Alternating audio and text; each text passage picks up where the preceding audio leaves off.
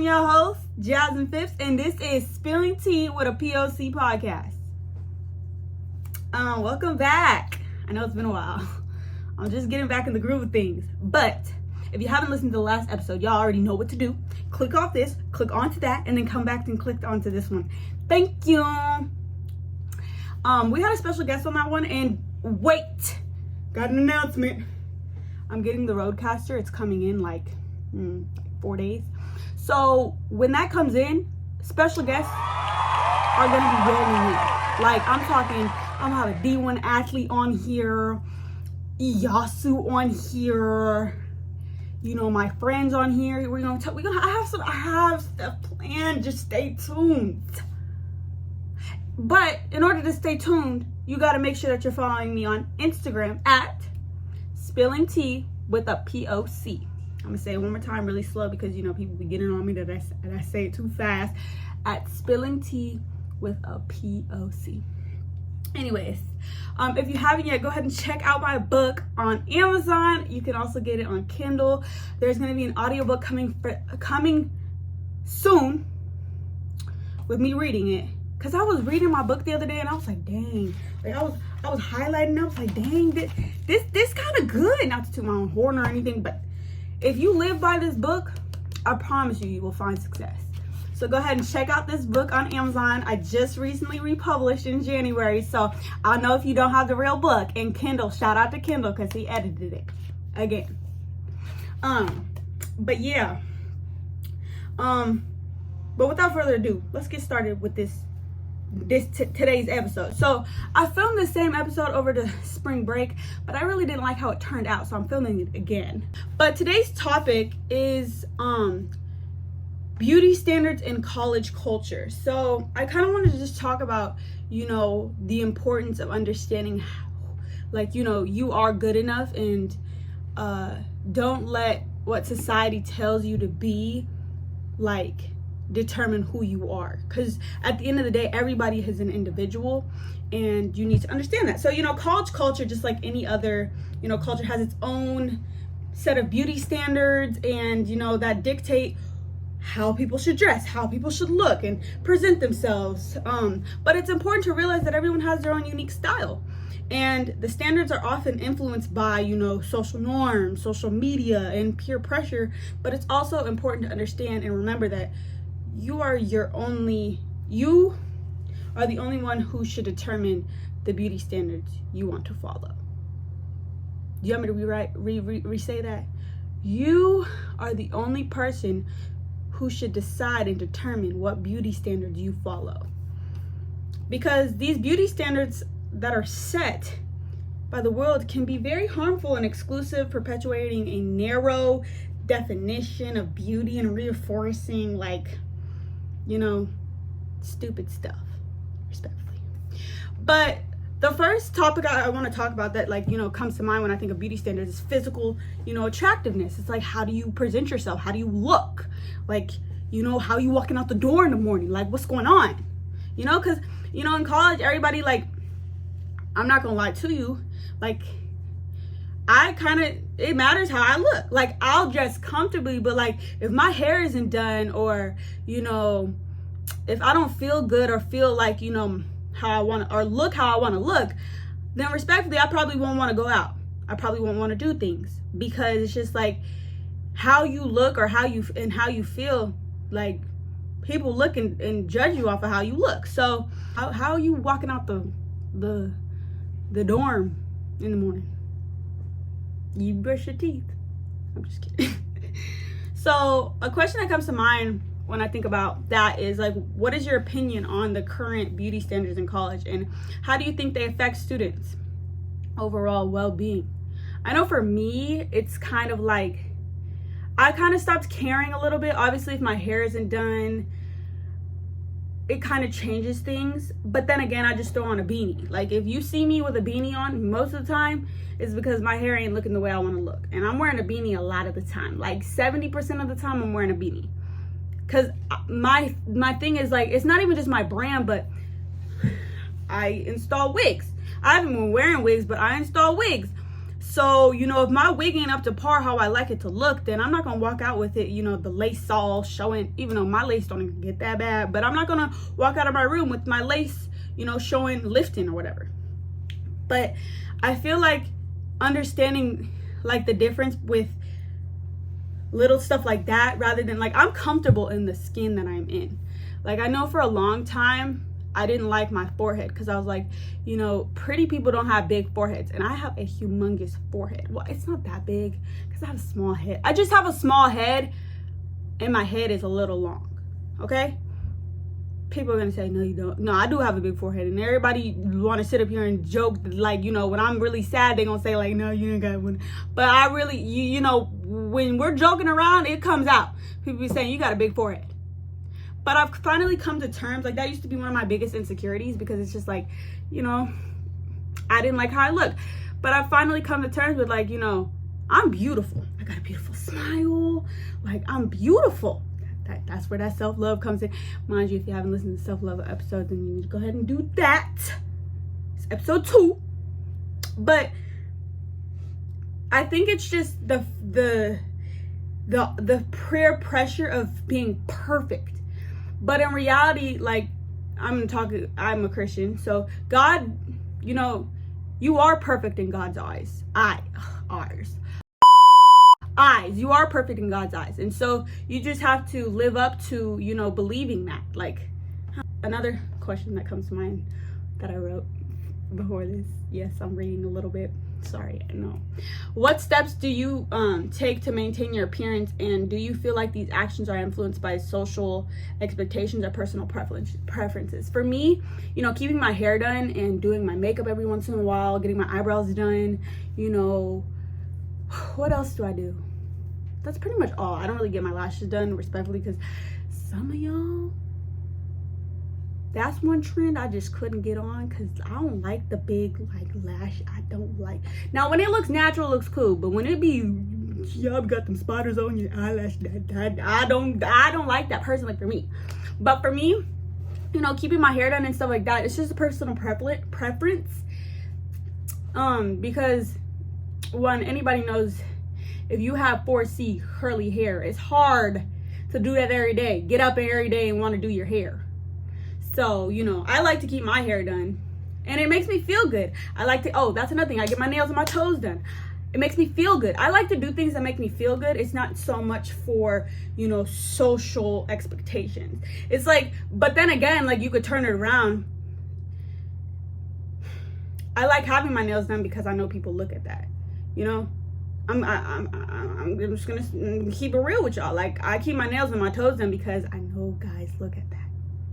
But I also really just do it like in all, that's like 10% of why I do it, but 90% of why I do it is because it makes me feel good. I feel put together, even when I'm not put together, because, you know, if you know me, 9 times out of 10, I'm wearing sweats and a sweatshirt. These sweats, to be exact. These motherfreakers are comfortable. If you want to sponsor me, Essentials, I will definitely take that sponsorship. Anyways, let's get back on the track. But, you know, the emphasis on physical attractiveness, it often comes with a pressure to maintain a particular body type, you know, usually thin and toned, which can lead to unhealthy habits such as restricting eating or overexercising. Well, I know for me, that's another thing. People used to know me as like a skinny buff child. Like, I was skinny and buff. But like when I came here, no, over the summer, I kind of gained a lot of weight.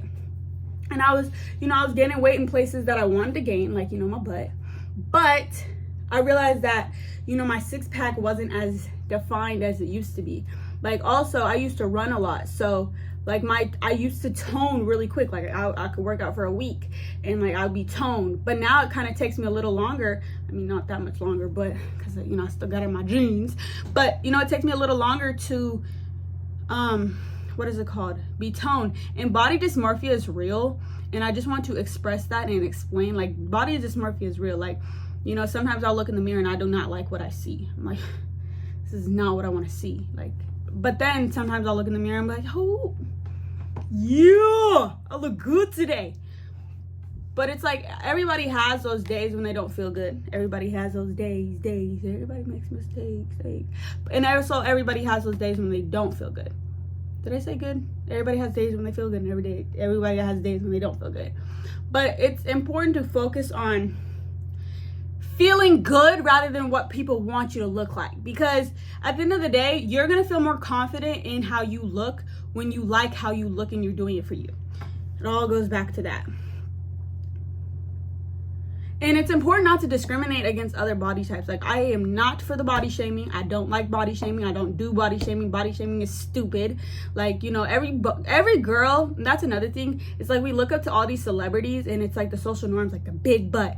Like, you know, well, big butts are going out of style because everybody getting this removed. But big butts, big lips, big, like, you know, all that. But it's fake. If you look at a normal person like Alicia Keys, respectively, I'm just using her as an example because I don't think she got anything done.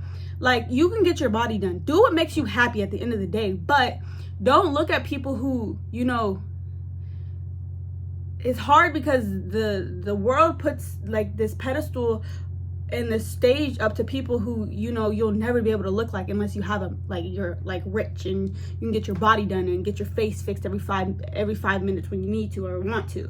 You feel me? So like, make expectations that you can look like, and also make sure that you're doing it because you truly want to do it.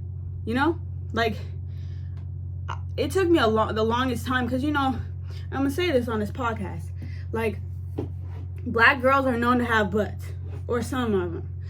And I know just growing up, I wasn't really blessed with that as much. And so I would just be like, well, dang, ain't nobody gonna like me. And I know coming here, I was like, you know, people expect, you know, me as a Black girl to have a behind. And I'm saying this out of confidence because I'm over it now. But then it's like you see these white girls walking around with big butts. I don't know how this conversation got into talking about butt. But it's like, do I fit the social, you know, expectations that are expected of me? No. But at the end of the day, like, a guy's gonna come into my life when he, like, or people are gonna be attracted to me for me, you know? So it doesn't matter whether I have a butt or not. You know what I'm trying to say? That kind of went all over the place. But what I'm really trying to say is, be comfortable in the skin that you are in. Because, you know, God made us all perfect in his eyes. The next point that I want to talk about is to look put together all the time. Let's be honest. Let's be real. In college, no, but there are these people. There are some people, like, you know, like, who look put together all the time. One person, I will say, and I know she don't be doing it on purpose, is Pragi. Pragi looks put together all the time. I'm not gonna lie to you. She has an outfit. She don't even set it out. She'll just wear, like, you know, certain things. She just looks put together all the time, in my opinion. You know? But this means, you know, this could mean, like, wearing trendy clothes, having a flawless complexion, and being well groomed. This standard can also be costly and consuming. But, you know, do what makes you happy at the end of the day. Like, I'm gonna stress that enough. Like, obviously, I'm gonna get my hair done. But then also, like, you can also learn how to do some of these things. Like, I learned how to do my hair because, you know, I got tired of paying people or waiting for people to do my hair. The only thing I can't do is braids. I got tired of, well, I didn't learn how to do anything else. Because sometimes it feels good to feel pampered, and that's okay. Like, you feel me? Do it for you. But as in, like, being put together all the time, baby, I ain't gonna be put together all the time. I can't do that. I don't know how y'all do it, but I just respectfully, I'm gonna have to decline that offer. You know?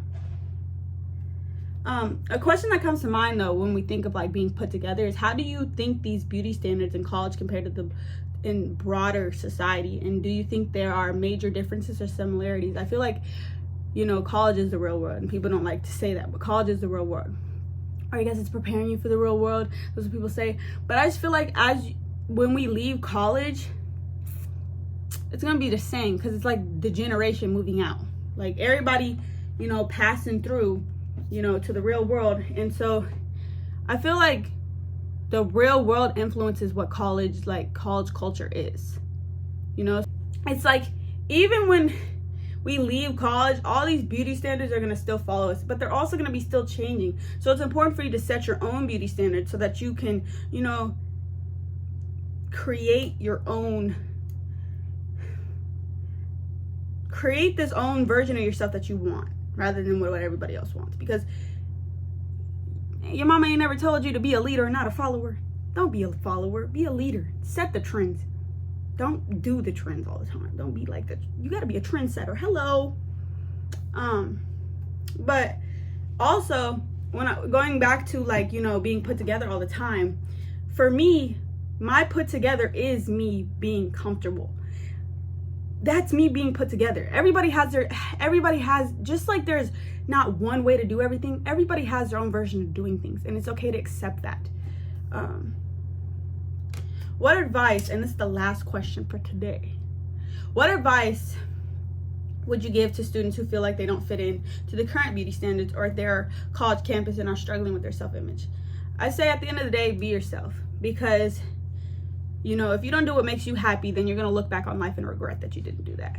And, you know, obviously you can dibble and dabble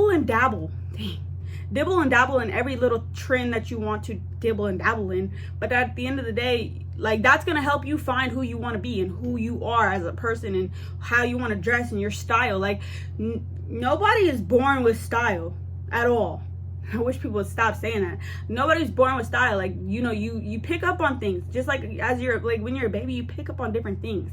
And so when you see different things, you may be like, oh, I don't even like the streetwear style anymore. I'm gonna go over to the Y2K style. You feel me? Like, it's whatever you like more. And if you don't fit in, so what? Be you. At the end of the day, be yourself. I was about to say a bad word, but I'm not gonna say it because this is not explicit. But in closing remarks, college culture can be a time of self-discovery and growth, and is an essential part of what makes us who we are. So I challenge everyone who is listening to this podcast, watching this podcast, to set their own beauty standards, because it's important to recognize that beauty comes in all shapes and sizes and colors and in expressions, and we can start by acknowledging and accepting our own unique style and beauty rather than striving to fit in to a specific mold. Thank you for listening to Spilling Tea with the POC podcast. This is episode 6, I think. Stay tuned for when I am finally on the Rodecaster. We are doing big things, and also make sure that you share this podcast, because we are almost at 100 listeners, and it's really important to me so that I could set a milestone to get 100 listeners. So share this with your mamas, your uncles, your aunties, your cousins, your friends, your grandkids friends, your sister's friends, your brother's friends, everybody. Share this with everybody, man. I'm just trying to be big. I'm just trying to make it, man. I'm just trying to make it out the hood, man. I love you guys so much, and thank you guys so much for supporting me. And that's why I'm here today, saying that we are moving to the next level. The Rodecaster is going to change this podcast, and I'm so excited for you guys. I'm so excited to take you guys on this journey. Like I said, as I am podcasting, I am learning this process, and yeah, you guys are just coming along with me on the journey, and I love you guys so much, and see you guys next week.